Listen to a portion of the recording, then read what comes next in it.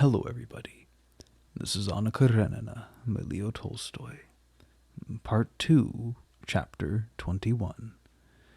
A temporary stable made out of planks had been built near the racecourse, and hither Vronsky had to go to see his horse.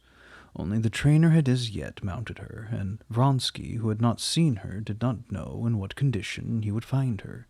He was just getting out of his carriage when his konyak, a young fellow, saw him from a distance and immediately called the trainer.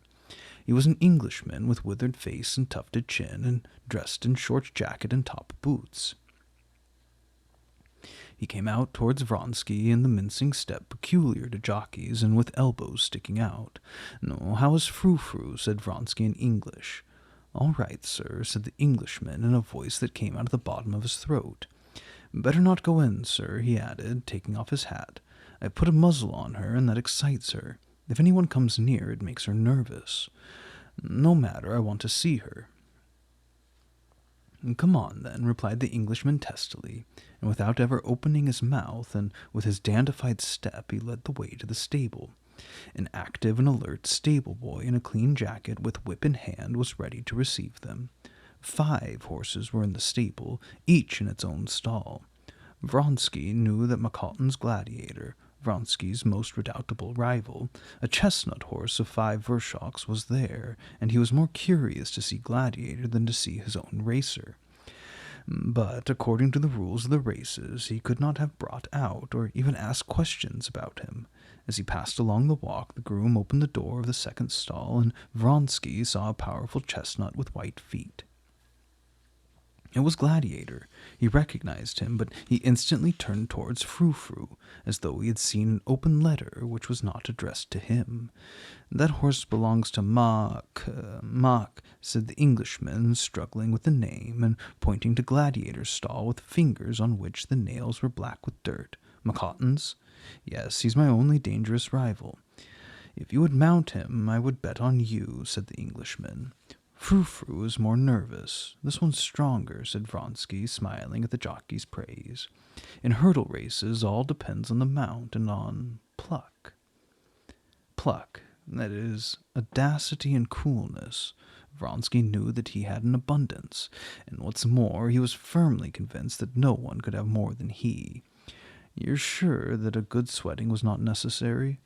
"Not at all," replied the Englishman. "Don't speak so loud, I beg you. The colt is restive," he added, jerking his head towards the stall where the horse was heard stamping on the straw. He opened the door, and Vronsky entered a box stall feebly lighted by a little window. A brown bay horse, muzzled, was nervously prancing up and down on the fresh straw. The somewhat imperfect shape of his favorite horse was instantly manifest to Vronsky's eyes. Frou-Frou was of medium size, with slender bones. Her breast was narrow, though the breastbone was prominent. The crupper was rather tapered, and the legs, particularly the hind legs, considerably bowed. The muscles of the legs were not large, but the flanks were very enormous on account of the training she had had, and the smallness of her belly. The bones of the legs below the knee seemed not thicker than a finger, seen from the front. They were extraordinarily large when seen sidewise. The whole steed seemed squeezed in and lengthened out, but she had one merit that outweighed all her faults. She had good blood. She was a thoroughbred, as the English say. Her muscles stood out under a network of veins, and covered with a skin as smooth and soft as satin. Her slender head with prominent eyes, bright and animated, her delicate, mobile nostrils which seemed suffused with blood, all the points of this noble animal had something energetic, decided, and keen. It was one of those creatures such as never fail to fulfill their promise owing to defect in mechanical construction. Vronsky felt that she understood him while he was looking at her. When he came in, she was taking long breaths, turning her head round and showing the whites of her bloodshot eyes, and trying to shake off her muzzle, and dancing on her feet as though moved by springs. "You see how excited she is," said the Englishman. "Woe, my loveliest woe," said Vronsky, approaching to calm her. But the nearer he came, the more nervous she grew, and only when he had caressed her head did she become tranquil.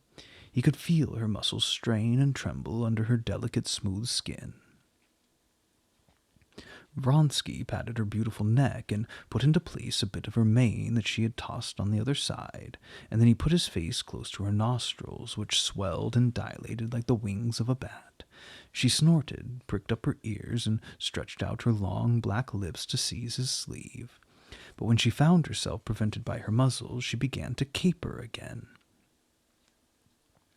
"Quiet, my beauty, quiet," said Vronsky, calming her, and he left the stable with the reassuring conviction that his horse was in perfect condition. But the nervousness of the steed had taken possession of her master. Vronsky felt the blood rush to his heart, and like the horse, he wanted violent action. He felt like biting. It was a sensation at once strange and joyful. "Well, I count on you," said he to the Englishman. "Be on the grounds at 6:30. "All shall be ready, but where are you going, my lord?" asked the Englishman, using the title of lord, which he never permitted. Astonished at this audacity, Vronsky raised his head and looked at him as well understood how to do, not into his eyes, but on his forehead.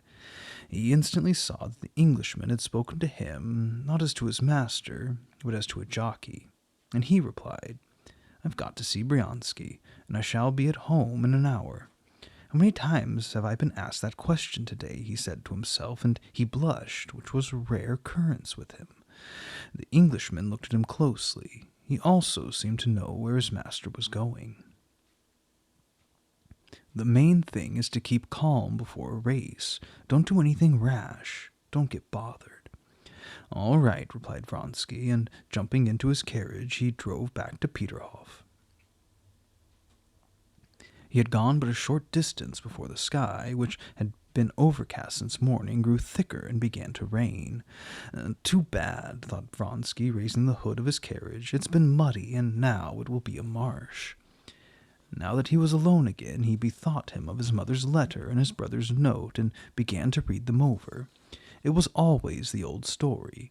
Both his mother and his brother took it upon them to meddle with his love affairs. He was indignant and even angry.